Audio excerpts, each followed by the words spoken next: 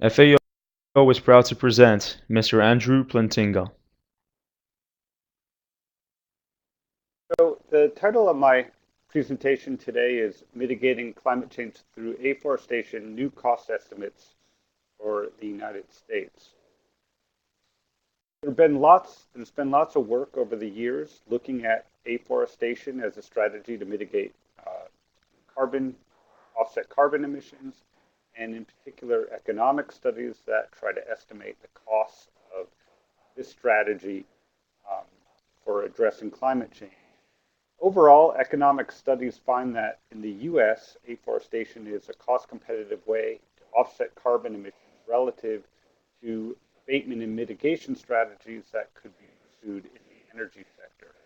Uh, if we look at the slide graph on the left, that shows a number of different estimates, uh, supply curves that have been constructed. So, for example, at a carbon price of about $100 per ton, what this graph shows is that we'd expect to get about 450 million tons of carbon per year. These estimates are comparable to those that have been derived for the energy sector. So on the right here, we have supply curves for carbon abatement and mitigation. And you can see that the supply curve for afforestation, the solid line um, is on the right-hand graph, and it lies in about the same position as those for uh, abatement and mitigation strategies in the energy sector. So, looking at these different studies, the main components of afforestation cost studies are as follows.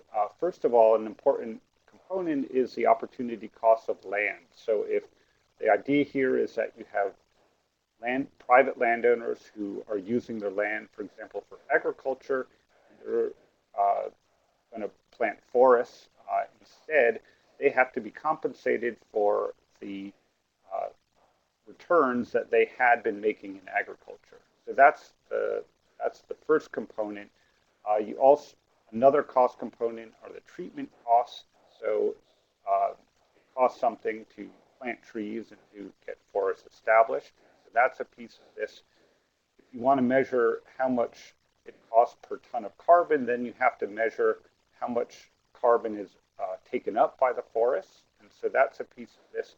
And then finally, many studies account for market level feedback. So if if a lot of land is going out of agriculture into forests, that's going to make agricultural commodities more scarce. That's going to bid up the price of agricultural land and therefore make it more expensive to uh, get that land into forests.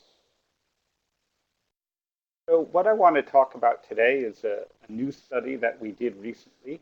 You see the citation at the bottom there, Nielsen, Plantinga, and Allig, published in Resource and Energy Economics in 2014.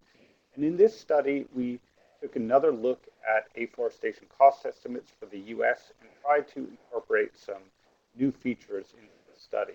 The first thing we did was to derive county level estimates. Many earlier studies just present national estimates or estimates for large regions. We thought it was important to have more precise uh, county level estimates so that we could have a sense of where in the country it would really be economical or cost effective to pursue afforestation. The next thing we did was to consider how future land development might affect the cost of carbon sequestration. If you're a farmer who has the opportunity to develop their land for urban uses at some point in the future, the farmer would have to be compensated for those returns in addition to any other returns they're making in the near term from agriculture. So we incorporated that piece. Most of the earlier studies focus on cropland and pasture. We wanted to consider the possibility that some rangeland would go into forests. Not all rangeland in the US can be afforested, but some of it can. Make sure that we were only counting the land that where forests could be established. We also incorporated climatic constraints on forest establishment and growth, make sure we weren't putting trees in places that are too arid to support them. Then the last thing we did was to improve our estimates of tree planting costs relative to what had been used in previous. So here are some results. The first result I'll talk about is the supply curves on the left. This is, like we saw before, the supply of carbon offsets through afforestation at different carbon prices. And in this graph, I'm representing two different curves. One is a curve where I assume that the forests are periodically harvested, and the other is the blue line is when they're not harvested. And here you see it's actually cheaper if forests are harvested periodically. The reason for this is that when forests are harvested, the landowner gets some revenue, so that lowers costs. On the other hand, they don't sequester as much carbon, at least in present value terms, and so that raises the cost per ton of carbon. So there's a tension here, and it turns out that it works out in favor of allowing periodic harvesting in terms of reducing costs. On the right, we have the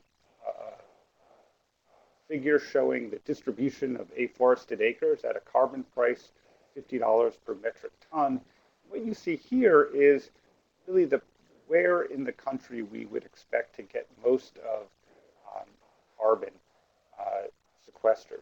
One of the interesting things is we find that there's a fair amount of carbon that goes into the midsection of the country. This is an area that has relatively low land costs. It's in an area where it's just wet enough to support forests. Planting costs are high, but it turns out if you take all of the factors together, that it actually ends up being an area that we would predict would attract quite a bit of new forest if there were a subsidy like $50 per metric.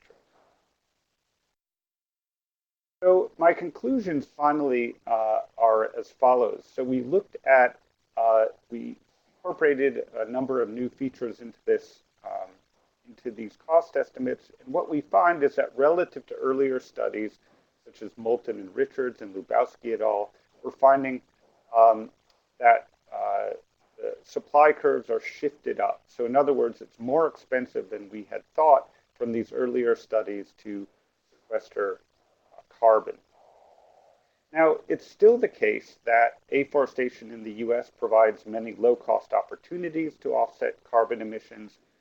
It's just that our estimates are less optimistic than the ones that have been produced in previous studies. So why is this the case? Well, again, it's the new factors that we incorporated into the study, climatic constraints on forest establishment and growth. That raises costs significantly if you limit places where you can put forests. The effects of future development potential on land costs plays an important role. And finally, we have new estimates of planting costs, and these higher treatment costs, especially in relatively arid regions, result in higher carbon sequestration costs. Thank you for your interest.